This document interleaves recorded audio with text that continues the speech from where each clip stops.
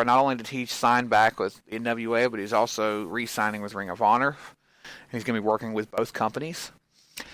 I heard that AEW had plans for Marty, and those plans were for him to be revealed as the secret leader to the Dark Order. That was eventually going to be that. Which who knows? Maybe they have a bridge that they're not leaking. Maybe he is the leader of the Dark Order and is gonna pull some triple duty. I don't know. I mean, I'm sure it could be possible. I would honestly love to see a bridge between AEW and Ring of Honor, as Ring of Honor has some really good talent on their roster. Like you said, they're kind of faded into obscurity. So, like, to make a bridge with AEW would be phenomenal for both companies. Yeah, I think it would be anything they can do together. And speaking of which, that leads us into our next article real quick before we get on to the Wrestle Kingdom cards. The possibilities of New Japan and Pro Wrestling and AEW getting together are so close. So fucking close. And it hasn't happened yet. And from what I gather, everybody talks about it not happening, at all. New Japan, Young Bucks and stuff has said there's no link right now. There's no bridge. But the possibilities are endless with something like that. Don't you think, Sean? Hello? Sean? Yeah, I'm still here. Okay. The possibilities of a New Japan Pro Wrestling and AEW relationship are interesting, don't you think? Yeah, most definitely. And we saw after the Jericho match at Wrestle Kingdom, he did that interview and he was saying that like they need to bridge the gap between them, and it's definitely a possibility considering that Moxley is an AEW superstar, but he's also New Japan's United States champion. So, again, I think it'd be really great for both companies. Even if, like, the bridge was just to have New Japan people on AEW pay-per-views or something like that, where they're not invading every single Dynamite or something like that. If it's just, like, for special occasions, the bridge is still there for some amazing matches to happen. And to see Jericho with the AEW title on at Wrestle Kingdom was phenomenal. That gives them a little bit of legitimacy, because this is my thing about the AEW New Japan merger, and I think I've talked about it before, but I just want to say it again. The possibility is good for both companies because New Japan is already trying to gain that foothold here in the U.S. And by joining up with All Elite Wrestling, who under or a little over a year old or not, have got a foothold in American wrestling because of where they're at, because of what channel they're on, because of the people that work for them, the people who own the company. They have a foothold here in the United States wrestling scene. So you get New Japan and AEW together, they gain that foothold via partnership. And AEW is trying to gain that legitimacy. Now, we, as wrestling fans, we all know that they've got great wrestlers, and they in our minds they have some legitimacy, but there's still that looming fucking opponent, whether they want to fight them or not, is WWE. WWE having the lineage, WWE having the legitimacy, WWE having the recognition for the years upon years of wrestling they've done here in the States and all over the world, have a global foothold, especially here in the U.S.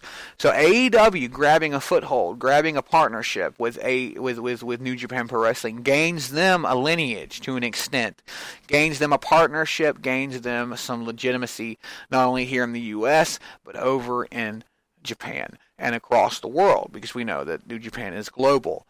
So I think that the partnership is symbiotic in a way, but it can work for both of them. And there's so much they could do together. So many great dream matches. In the locker room, I was all over Twitter talking about partnerships they don't want to happen or they do want to happen. Like, it was really cool seeing everybody get into it. But it isn't happening right now. This is all just rumor and innuendo, as Conrad might say. But it is an interesting concept, and it's something that I think fans would really like to see. What dream matches do you think you'd want to see? Oh, yeah. So I was just about to throw one out there. Freaking, we talked about it a minute ago, Mr. Will Ospreay. I'd love to see him and Darby Allin throw down together. Oh yeah, Darby Allin and Ospreay would be a good one. We're gonna get Moxley versus Suzuki. That's gonna happen pretty soon in New Japan. I don't know when. I know it's coming though. They teased it at Wrestle Kingdom and New Year's Dash. We're just waiting to see when that's gonna happen. That's a dream match for me. I'd like to see I'd love to see Los Ingobernables come over and take on the Inner Circle. Fucking The Elite versus Bullet Club. Well, yeah, that'd be cool too. We never really got that payoff. I mean, we've seen some matches and stuff, but we never really got a full story payoff. So if they started working a partnership and Tamatonga showed up and Tongaloa showed up and stuff over at AEW to take on like Kenny and Hangman Page and shit, it'd be kind of cool. I mean, there's a lot Just of imagine things. The Young Bucks earned themselves a title match. Halfway through the match against SCU, the lights just shut out. Pop back on, and the Tongans are in there and just fucking annihilate the Young Bucks, costing them the title. And there's I John would walk Cena. out, bro. Da, da, da, da. But yeah, no. What shirt is he wearing? Holy shit, he's wearing a Neutral Bullet Club shirt. Oh my God! The Neutral Bullet Club has invaded All Elite Wrestling. My God, they killed him. The man's been broken out. The Neutral Bullet Club is invading All Elite Wrestling. This should happen. I need to make a shirt. That needs to happen. But no, yeah, there's a lot of good stuff they could do. So I think that the partnership should be very well. I think it should happen. I just don't know when. But yeah, no, I think there's a lot of good stuff there. So I think it's now time to move on to one of the big main events of the show. The main event of the evening. Wrestle Kingdom 14. I know we're about 20 days late, but, scheduling conflicts and stuff, it happens. Can you bring up the card? Sean, and I don't really have any notes. We're just going to have to go through the episode real quick. And yeah, give me just a quick second. I'll pull it up. Why am I going after Cesaro? Yeah, why are you doing that? Why are you going after Jushin Thunder Liger? Jushin Thunder Liger. God, that was a sad fucking match. I was so upset about that. It was a good Wrestle Kingdom. It was one of their best in the last couple of years. I mean, the main event with Naito and Okada, and, that was day 2, obviously. But there was a lot, it's definitely worth it. I spent fucking 13 hours watching that.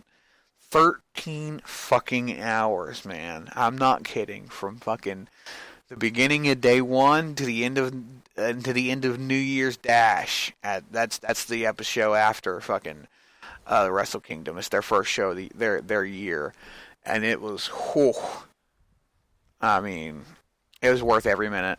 Worth every minute of it. Sean, you got the card pulled up yet, buddy?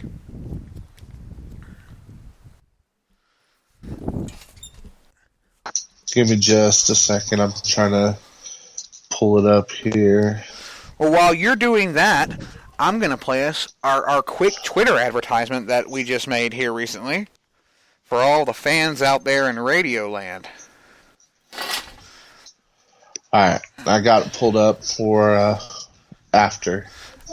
Alright, here it is, guys. And now a message from Sam.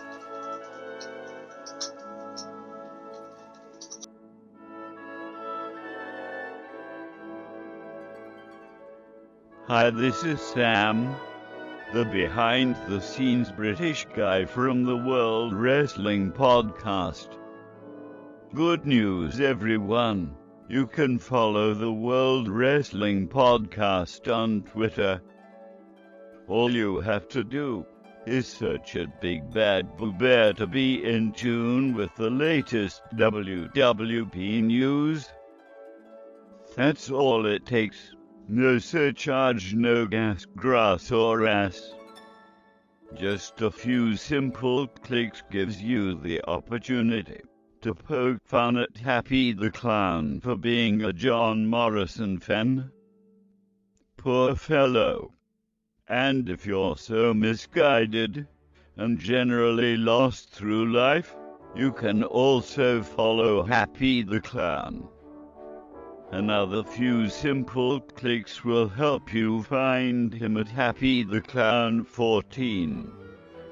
So come on down to Twitter and give out some follows.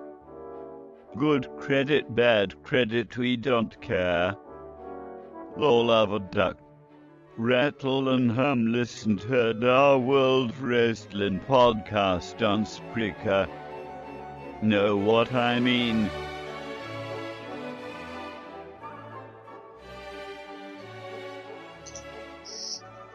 And we are back, and we're ready for Wrestle Kingdom, the review.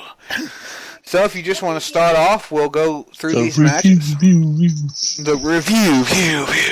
Alright. So, there was Sano, Otani, Kiwa, and Taguchi.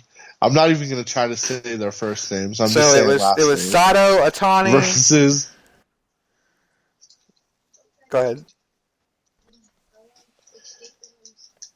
Go ahead. Toshido Takawa and Taguchi versus Jushin Thunder Liger. It's Jushin Thunder Liger. You gotta get it right, man. Come on, where are you at today? My bad. It was him and Fujinami, the great Sasuke, and Tiger Mask. I'm bringing up the card. This is just fucking dreadful. You can't.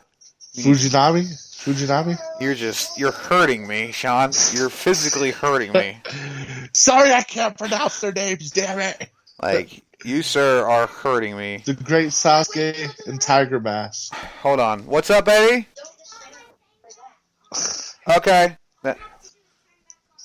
Alright, so the first match was Mayu Iwatani and Ariza. Oh, this was a dark match. My bad. There was a dark match that we didn't see, so we're just going to skip that. This is night one. We had, hold on. Which Wrestle King are you looking at? Because there's night one and there's night two. I'm looking at night one. I'm looking at night one right now.